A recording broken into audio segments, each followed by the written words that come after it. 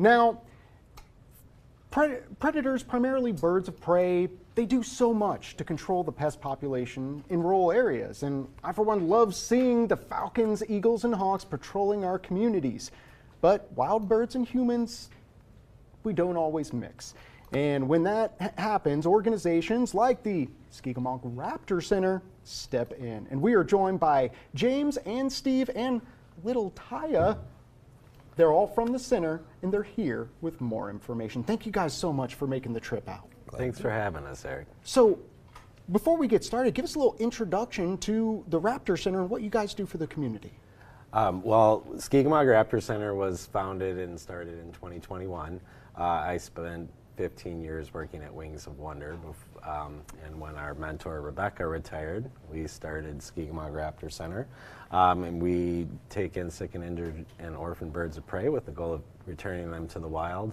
We do educational programming and involved in a lot of research projects as well. So, now, what inspired you 15 years ago to take this on, James? Was there a specific moment or interaction that inspired you? Yeah, well, I've always had an interest in birds and birds of prey especially. Interestingly, it came down to see a program for Wings of Wonder down here in Cadillac at the public library, and when she brought her red-tailed pearl out, I fell in love, and that was kind of the start of this journey. And the rest is history. Yep.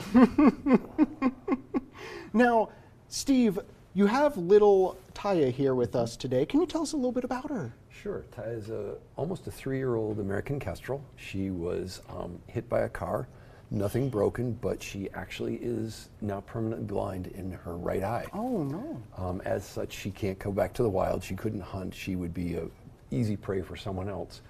And so we use her as an ambassador bird to take to presentations, schools, outdoor centers, where we can teach people about raptors, a little bit more awareness of what they are.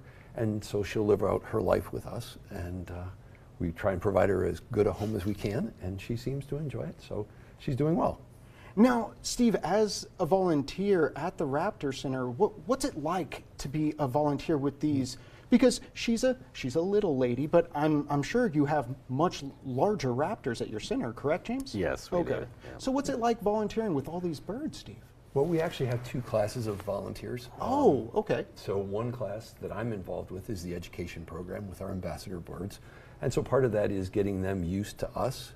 They're still as wild as we can leave them. And then when we take them out in public, they're a little more well-behaved. So they can be shown, and people can get a sense of the beauty of the birds and what's here. She's gorgeous. And I completely agree. And our second class is our rehab side, where we have people from around the community who support James primarily in getting that treatment to those birds that need it. Now, moving on to that treatment process, James, what's it like? You receive a call, someone says, oh, I just saw an eagle get, unfortunately, hit by a car. You jump into action. What's that process like? Well, it varies per case, obviously, but we end up doing a lot of rescue work. For instance, yesterday I drove down to Ludington and rescued a snowy owl.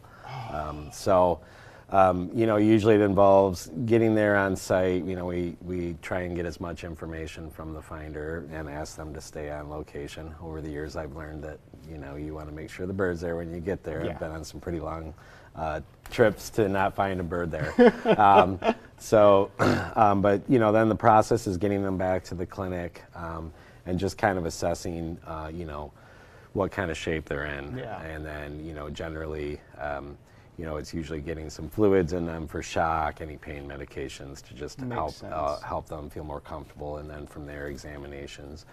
We're very fortunate to have several vets that we work with.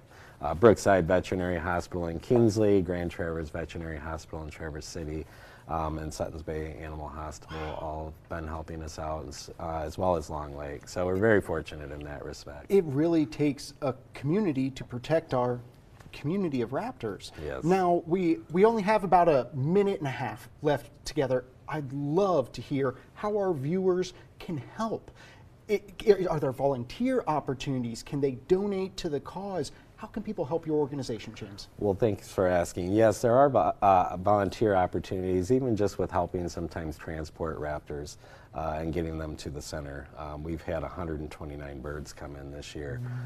That's up there. Yeah, it keeps us hopping. We're on track for our busiest season. So, we are a 501c3 nonprofit, and we are dependent on, the generosity of the public to continue this work. And, with the different surgeries and medications and things, it gets very expensive. So, we're very fortunate to have the people that do support us, but we're looking to grow and meet the need. And so people can visit our website if they want to learn more information. There's opportunities to sign up for our email list, and we can also be found on Facebook and Instagram as well. So plenty of ways to find out more about us.